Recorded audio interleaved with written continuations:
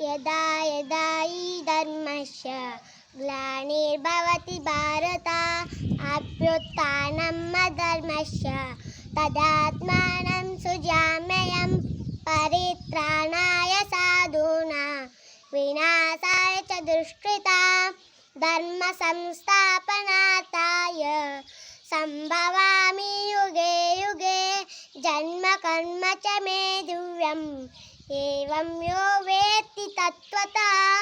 तत्त्वादेवं पुनर्जन्म नैति मामेति सोऽर्जुन वीतरागभयक्रोध मन्मया मामुपाश्रिता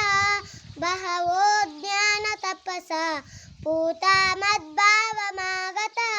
ये यथा मां प्रपद्यन्ते तां तदैव भजाम्यहं मम वर्त्मानुवर्तन्ते मनुष्याः पार्थ सर्वशः काङ्क्षत् कर्मणां सिद्धिं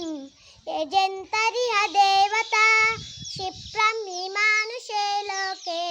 सिद्धिर्भवति कर्मजा चातुर्वर्ण्यं मया सृष्टं गुणकर्म विभागशः